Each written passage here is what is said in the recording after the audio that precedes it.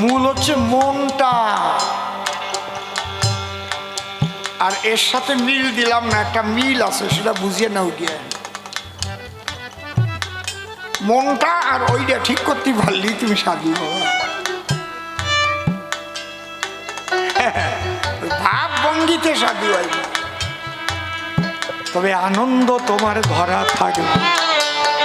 সোনের নারী নরে ব্রহ্ম সদা আনন্দময়, গেলাম প্রকাশ করে আমি সংসারে বাস করি, আমি সংসারে বাস করি। আমি সংসারে বাস করি, আমি সংসারে বাস করি, আমি সংসারে বাস করি, আমি সংসারে বাস করি। সংসার ছেড়ে যাই নাই আমি, সন্ন্যাসীদের ধরে আমি সংসারে বাস করি, আমি সংসারে বাস করি। সদানন্দ, অদ্ভুত তোমার কাব্যদ্বন্দ্ব। খারাপ না তোমার কাব্য ছন্দ, কিন্তু মাঝে মাঝে শগুনের গন্ধ আর কি। তুমি বলে গেলে যারা সংসার করে তারা ভাড়ু, তাহলে তোমার মা ভাড়ু, তোমার বাবা ভাড়ু, তোমার 14 পুরুষ ভাড়ু। তোমারও তো সংসারে জন্ম হয়েছে।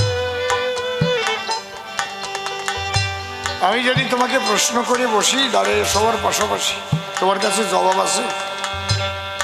মার্কণ্ড পুরাণে বলেছে কলিতে 5টা জিনিস বর্জিত। চৈতন্য মহাপ্রভুর কেন আসতে হলো হরিচাঁদ হয়ে? মূলত কলির ধর্ম হচ্ছে গার্হস্থ ধর্ম। তিনি বিশেষ কারণে সন্ন্যাসী হয়েছিলেন বলে, যদিও দাদা নিত্যানন্দকে ভেগ খুলে সংসারে পাঠিয়ে দিয়েছিলেন, কিন্তু তার তো আর সংসার করা হয় নাই। এই জন্যে অসম্পূর্ণ কার্য করতে সম্পাদন পুনঃ পুনঃ অবতারের হইল প্রয়োজন। খেতেও রেতে হয়েছিলেন নরোত্তম শ্রীনিবাস, হরিলীলামৃতেও রয়েছে প্রকাশ। সে লীলার তেমন প্রকাশ কবু নাহি হয়, এ কারণে পুনঃ অবতার ওরা কান্দির গায়। বলতে পারো আমার কাছে যে 5টা জিনিস বর্জিত আছে, সেই 5টা জিনিস কি কি শুনে নেও আজকে। কিড়িং বিড়িং তো মেলা করিস, অশ্বমেধ গোবালম্ব সন্ন্যাস ফলপৈতৃকম, দেবরেণ সুতোৎপত্তি কলৌ পঞ্চবিবর্জয়। খোলো ব্রহ্মবৈবর্ত, যেটা হচ্ছে মার্কণ্ডেয় পুরাণ। কলিতে অশ্বমেধ যজ্ঞ করতে মানা, অশ্বমেধ। গোবালম্ব, গোমের যজ্ঞ করতে মানা। সন্ন্যাস, সন্ন্যাস নিতে মানা। ফলপৈতৃকম, পিতৃশ্রাদ্ধে মাংস দিতে মানা। দেবরেণ সুতোৎপত্তি, এতে ঘটে বিপত্তি, কলিতে করেছে মানা, কেউ দেবর দিয়ে সন্তান জন্ম দিও না। তার মানে এগুলো আগে ছিল। তাহলে কি করে তুমি বলো? ভাড়ু কি করে বলো? তার মানে তুমি পড়াশোনা করো না। এতে বোঝা যায় তোমার জ্ঞানের দীনতা কোথায়। কিন্তু তৎকালীন সময়ে মহাপ্রভুর সন্ন্যাস নিতে হয়েছিল, কিন্তু সে বিয়ে করেছিল। বিয়ে না করা সন্ন্যাসী না, একটার জায়গায় দূরে করেছে। নিত্যানন্দকেও তারও 2টো স্ত্রী ছিল, জাহ্নবী আর বসুধা। 8টা সন্তান হয়েছিল। তার বড় ছেলের নাম বীরভদ্র।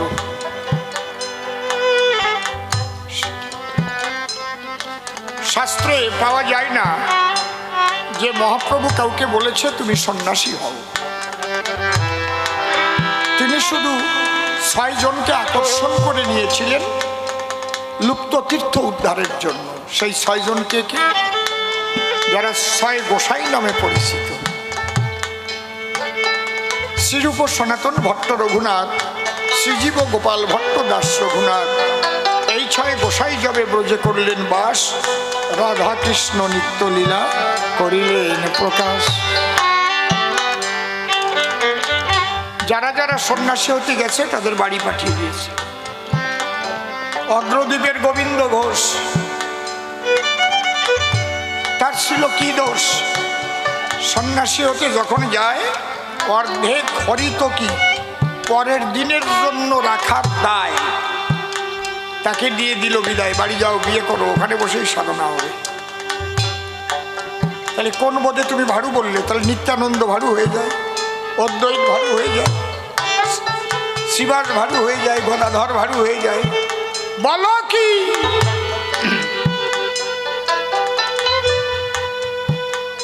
ব্যাপারটা কি? কলিতে সংসার ধর্মই শ্রেষ্ঠ ধর্ম, আদর্শ গার্হস্থ ধর্ম সর্বধর্ম সার, কোনো যুগে বলে নাই কোনো অবতার। আর অদ্যাবধি কোনো অবতারের দ্বারায় আদর্শ গার্হস্থ ধর্ম পরিপূর্ণ পালন নাহি হয়।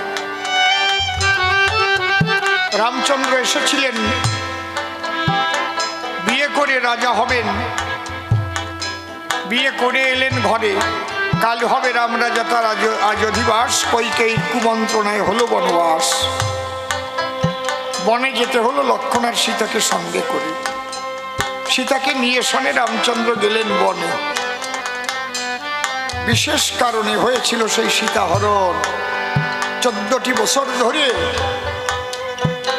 রামচন্দ্র বনবাস শেষ করে সীতা উদ্ধার করে অযোধ্যায় এলেন যখন, সেখানে কলিসভা সম্প্রতি সীতা হলো গর্ভবতী। সেই গর্ভবতী অবস্থায় সীতাকে আবার বনবাসে দিতে হয়।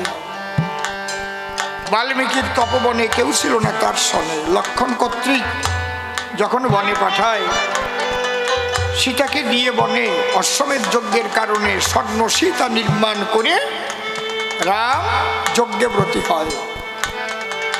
সীতার 2টো সন্তান হলো, লব কুশী তাদের নাম রাখলো। ওই বনে যখন যজ্ঞের ঘোড়া গেল, ওই 2 ভাই বাঁধিয়া ফেলায়। যুদ্ধ হয়েছিল 2 ভাইয়ের সনে বাল্মীকির তপবনে। সেখানে রাম লক্ষ্মণ ভরত শত্রুঘ্ন সসৈন্যে পরাজিত হয়। তারপরে বাল্মীকির করুণায় আবার যখন জ্ঞান ফিরে পায়, ফিরে পাঠালো অযোধ্যায়। সেখানে লবকুশীকে নিয়ে রামায়ণ গাওয়ায়। তারপরে সীতার পাতাল প্রবেশ হয়। তাহলে আদর্শ গার্হস্থ ধর্ম পালন করতে পারেন নাই। কৃষ্ণ তাই, কৃষ্ণ তাই বৃন্দাবনে ছিলেন, গোপীদের নিয়ে প্রেম লীলা করলেন নাকি? ওখান থেকে মথুরায় গেলেন, সেখানে কুজি বুড়িরে বিয়ে করলেন। সেখান থেকে দ্বারকায় গেলেন, 16,108টা বিয়ে করলেন। ঘটনা কি হলো? আদর্শ গার্হস্থ ধর্ম হলো? গৌরাঙ্গ মহাপ্রভু যখন এলেন, প্রথম বিয়ে করার পরে বউ হারালেন, পরে বিয়ে করে সংসার ছেড়ে বিশেষ কারণে ধর্ম রক্ষার্থে তিনি সন্ন্যাসী হলেন। এই যে অসম্পূর্ণ কার্যগুলো সম্পূর্ণ করিতে পুনঃ অবতার তাই হলেন ওরা কান্দিতে। আমি সংসারে বাস করি,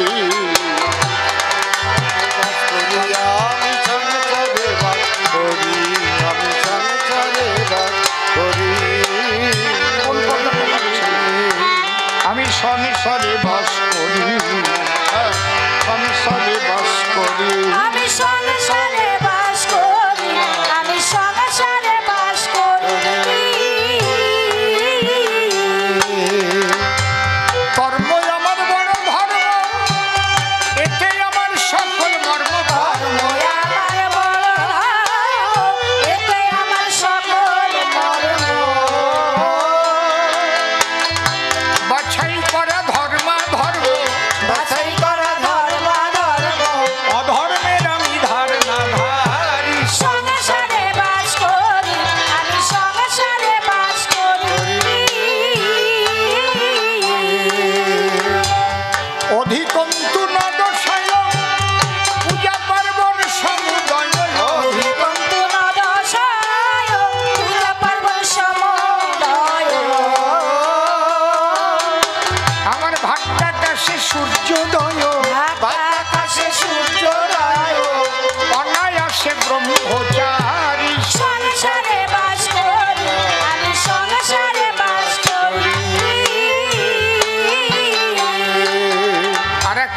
ভুল ধারণা যে বিয়ে করলে ব্রহ্মচারী হয় না।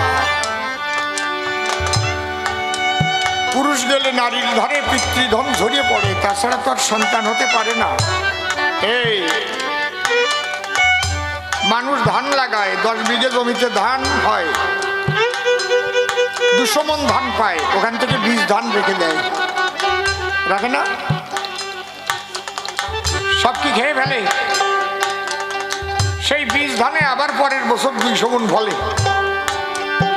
বলদ বোঝে না, ওই বীজ কি নষ্ট হয়? তাহলে যে বীজের দ্বারায় ফসল ফলে নষ্ট হয় না কোনো কারণে। নারী পুরুষ একসঙ্গে মিলন হলে নূতন সৃষ্টির আশায়, নূতন যখন সৃষ্টি হলো, ঈশ্বর খুব খুশি হয়েছিল, কারণ সে সৃষ্টিকে ভালোবাসে সর্বদাই। ঈশ্বর বলছেন একম বহুশ্যাম হরে দানা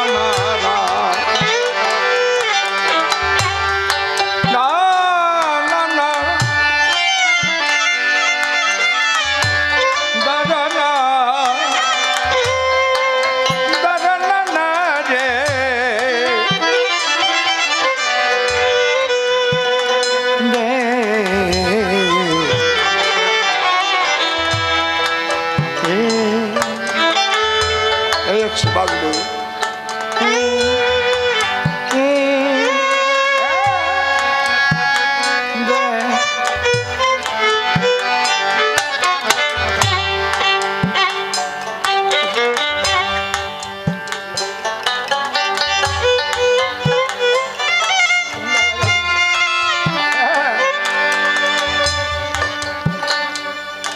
ঈশ্বর যখন একা ছিলেন, নিরাকার ব্রহ্ম, তার মনে আকাঙ্ক্ষা জাগলো একম বহুশ্যাম। আমা একটু ভালো করে শোনো, একের থেকে বহু হয় 3টি পদ্ধতির দ্বারায়। একটা হচ্ছে ব্রহ্মতত্ত্ব, একটা যোগ তত্ত্ব, আর একটা ভগবান তত্ত্ব। সুরগুলো দেখে নাও। ব্রহ্মতত্ত্ব মানে কি? ব্রহ্ম শক্তি নিজে ইচ্ছা করলেই সৃষ্টি হয়ে যায়। এই ব্রহ্ম শক্তি যারা অর্জন করে তাদেরও বাক্য বীজে সন্তান হয়, নারী পুরুষের মিলন লাগে না। যেমন গণেশ পাগল কেষ্ট খ্যাপা ব্রহ্মজ্ঞ মহাপুরুষ ছিলেন, মনোহর সরকারের সন্তান আদি হতো না। তার স্ত্রীর দোতারাটা ঠিক করো, নাভিপদ্ম অঙ্গুলি স্পর্শ করে আশীর্বাদ করেছিল তার সন্তান হবে, তার নাম রেখো অম্বরীশ। ডাক্তার হয়, অম্বরীশ বাবু ডাক্তার ছিলেন, সত্যি সত্যি বাক্য বীজে সন্তান হয়েছে। এটা তো সব জায়গায় নয়, রেয়ার। কোনো ভক্তের পরে কেউ করুণা করল। এটা হচ্ছে ব্রহ্মতত্ত্ব। যোগতত্ত্ব কি? যেমন একটা ধান, একটা সরিষা, একটা গম, যতদিন না মাটির যোগ পাচ্ছে, জলের যোগ পাচ্ছে, বাতাসের যোগ পাচ্ছে, আলোর যোগ পাচ্ছে, একটার থেকে দুটো হতে পারে না। পারে? বস্তা বলে ধান ঘরে রেখে যান তো হয় নাকি একটার থেকে দুটো? কিন্তু ওই ধান যখন আপনি মাটিতে ফেলে দেবেন, আলো বাতাস জল পেলে, আলো বাতাস জল পেলে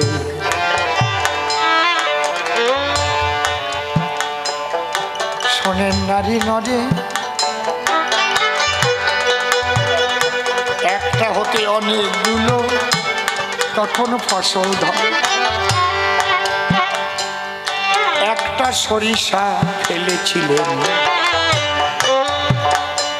মাটির ভিতরে, হাজার হাজার সর্ষা হলো, জানেন নারী নর। ওখান থেকে যে গাছটা হলো তাতে কত হাজার হাজার সর্ষা। এটা হচ্ছে যোগতত্ত্ব।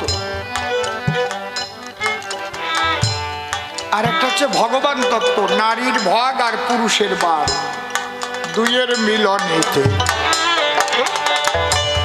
নূতন মানুষ হয়, সৃষ্টিকে সে ভালোবাসেন পরম দয়াময়। কিন্তু ব্রহ্মচর্য কখন নষ্ট হয়? যদি সৃষ্টি ছাড়া ব্যভিচারে পিতৃধন হয় নষ্ট, সাধন ভজন নষ্ট হবে, ভগবান পায় কষ্ট। যার এক বিন্দুতে তোমার মতো আমার মতো দেহ,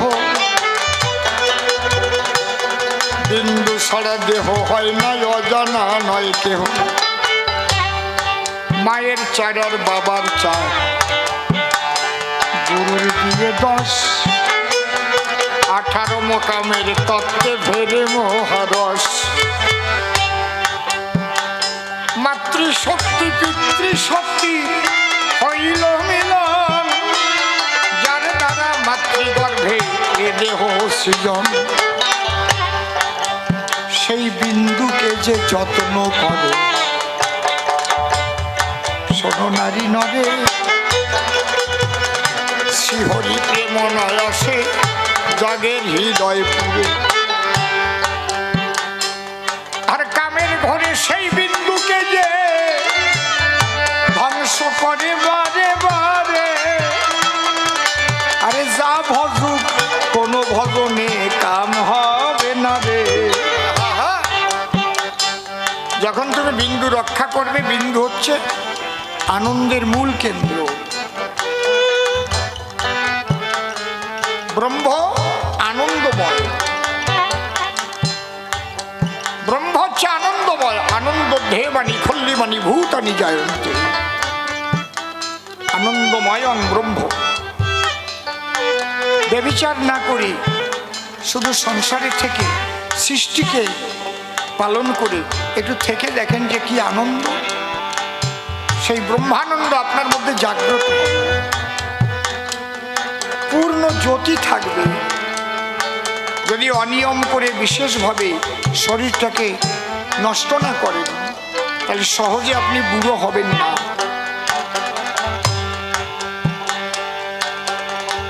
রসে আইসে রসে বইসে, রসে করে পার। রসের মধ্যে আছো তুমি ওহে সারাচ্ছা। সেই রস যে ধরার কৌশল জানাইয়ে দেয়, তারে আমি গুরু বলে প্রণাম করি না। এই জন্যে বলছে কবি রসরাজ তারকস্থান সরকার। রসরাজ এমনি এমনি টাইটেল পাই না, তিনি আরো টাইটেল পেয়েছেন তারক ভাগবত, জ্যান্ত ভাগবত। সংসারে থেকেই তো হয়েছে।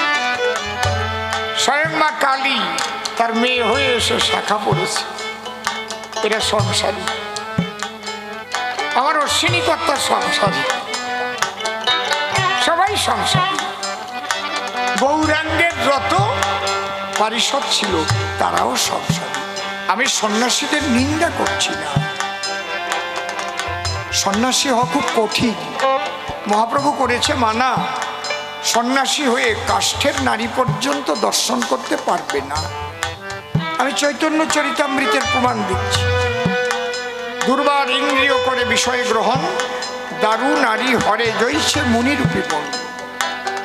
এই জন্যে রঘুনাথকে বাড়ি পাঠিয়ে দিলেন মহাপ্রভু।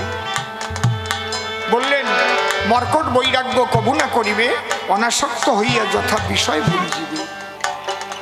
শিবানন্দ সেনকে বাড়ি পাঠিয়ে দিলেন, কাকা বাড়ি যান, আপনার একটা কৃষ্ণ ভক্ত সন্তান জন্ম নেবে, যান। বাড়ি গেল, সংসার করলো, তার একটা ছেলে হলো, তার নাম কবি কর্ণপুর, প্রেমে ভরপুর। বাবা, আর তুমি নাকি বৈষ্ণব, তুমি এসে সংসারের নিন্দা করছো। যারা আকাশে ভ্রমণ করতে পারে, কেরে পিছনে, যারা আকাশে বিচরণ করে তাদের কি বলে? নভোচারী। ব্রহ্মে বিচরণ করে যারা, তাদের ব্রহ্মচারী কয়। এটা বিয়ে করার না করার মধ্যে আলোচনা নয়। বিয়ে না করলে চিরকুমার হয়, কিন্তু সে ব্রহ্মচারী নাও হতে পারে। সে যদি ব্রহ্মে বিচরণ করার ক্ষমতা না রাখে তাহলে সে ব্রহ্মচারী নাও হতে পারে। সন্ন্যাসী হয়েও বিষয়ী হতে পারে, আবার সংসারী হয়েও ত্যাগী হতে পারে। বুঝবা এসব কথা? আমি বিষয়ী সন্ন্যাসী দেখেছি সবচাইতে বেশি। বড় বড় সন্ন্যাসীর সঙ্গ করেছি রে ভাই, বিষয়ের নেশা তাদের একটুও কাটে নাই। এই জমি কিনতে হবে, বিরাট বিল্ডিং করতে হবে, টাকা একবার চাবি ছাড়ে না, আলমারির মধ্যে দিয়ে কেউরই চাবি দেবে। কিন্তু এমন এমন সংসারই দেখেছি, লোভ নাই, পরের উপকার করাই ধর্ম হলো তাই। ত্যাগী, সংসার থেকে ত্যাগী সে।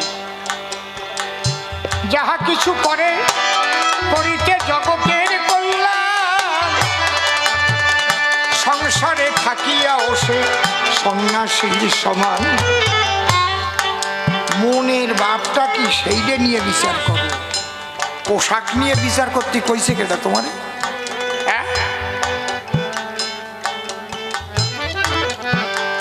মনের ভাবটা কি সেটা দেখো।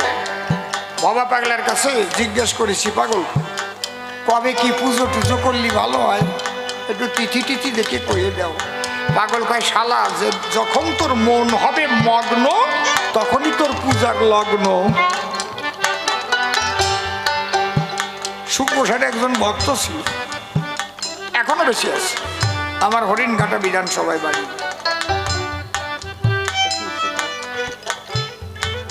উনি অনেকদিন গেছে দাইহাট আশ্রমে দীক্ষা নেবে, দেয় না মোটে, কয় সময় হলি কব। একদিন ওনার কান্দে হাত দিয়ে পায়খানায় গেছে মাঠের ভিতরে, কয় ভর ভর করে পায়খানা করতেছে, ওইরকম দেহ তো। তখন ডাক দিয়েছে, আজও তো সময় হয়েছে, এইবার দীক্ষা দিতে হবে। পায়খানায় বসে হাঁকতিছে আর দীক্ষা দিচ্ছে। বুঝো কি এরা কারা? এখনো বেশি আছে। এরা হচ্ছে প্রেমের মানুষ। মূল হচ্ছে মনটা, আর এর সাথে মিল দিলাম না, একটা মিল আছে, সেটা বুঝিয়ে নাও গিয়ে। মনটা আর ওইটা ঠিক করতে পারলেই তুমি সাধু হও।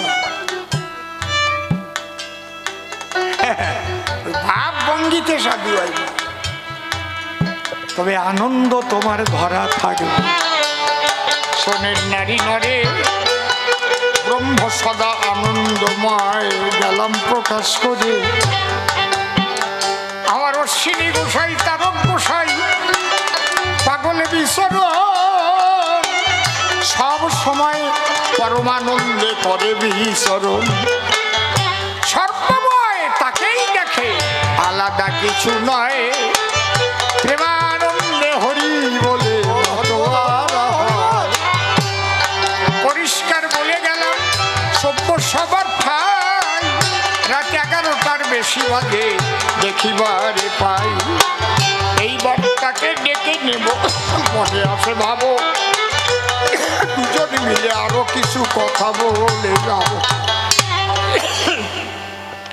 যমুনে এই কি তুমি সেই যমুনে প্রবাহিনী, যমুনে যমুনে এই কি তুমি সেই যমুনে প্রবাহিনী, যমুনে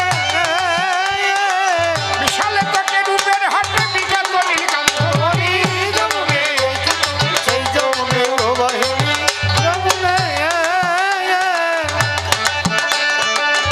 এসো এসো সদানন্দ, কাটলো কিনা মনের দ্বন্দ্ব,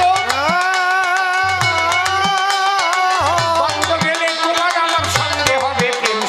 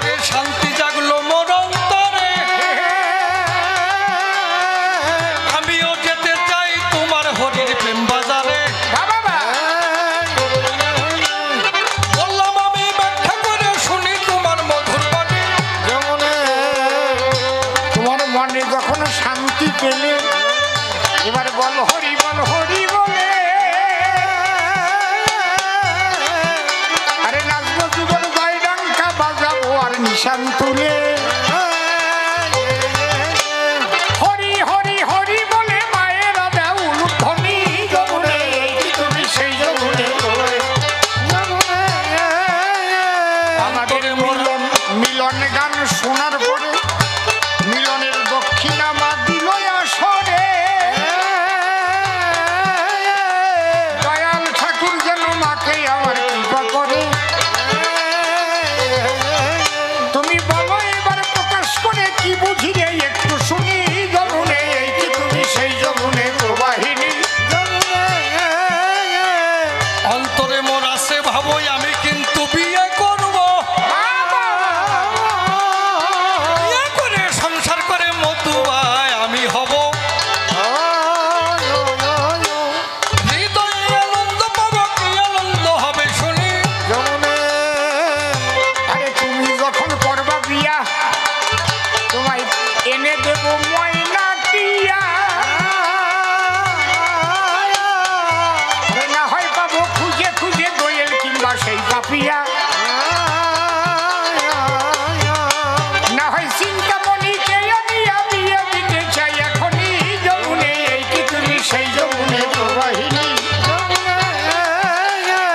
সে কি হরি ভক্তা হবে বাবা আমায় তুমি খুলে কবে। আমার সঙ্গে সেজন কিন্তু ভাবে ভাবে ভাববি সবে। ওই আমার হৃদয়ে আনন্দ পাবে, কি আনন্দ হবে শুনি। দেখো হরি ভক্তের কেমন ধারা তোমার গানে আনন্দ পেয়ে তারা ওরে মিলনের দক্ষিণার দিকে তারা আত্মহারা তোমার বৈষ্ণবদের বাজারে গেলে সহজিকা এমন মেলে এরা সরল প্রাণে সরল ভাবে হরি কথা হরি বলে আরে ভক্তবৃন্দ আসো যারা মিলনের দক্ষিণা দিয়েছো তারা যেন তোমাদেরও কৃপা করে ওই যে দয়াল রসের চড়া সবাই কৃপাতে তার হবে ধন্য আরে হবে তোমরা অগ্রগণ্য